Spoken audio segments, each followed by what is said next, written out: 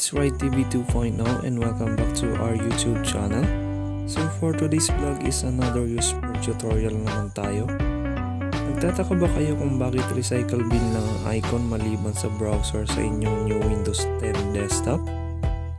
So sa vlog na ito, ituturo ko sa inyo kung paano ilagay ang iba pang icons sa ating desktop gaya ng my computer na sa Windows 10 ay tinatawag na this PC, kasama ng iba pang icons gaya ng user profiles, network at control panel.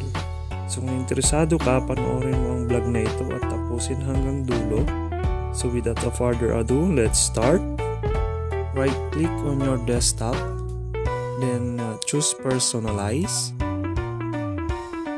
Then antayin lang natin siya mag-load.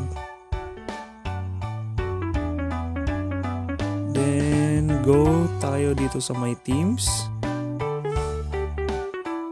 And then hanapin natin itong related settings, desktop icon settings. Then click natin.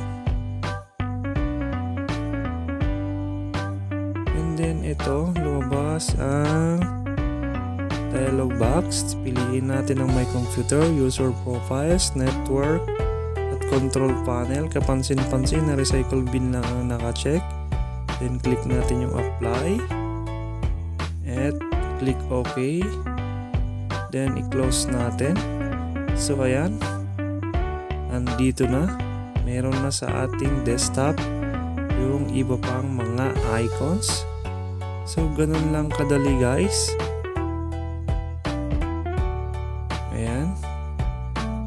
So kung bago lang kayo dito sa aking YouTube channel, please do click like, subscribe, and hit the notification bell para lagi kayong updated sa aking mga bagong uploads.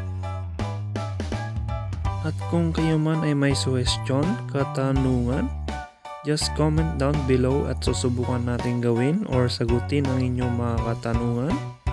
So ayun guys, see you again sa ating susunod na video vlog.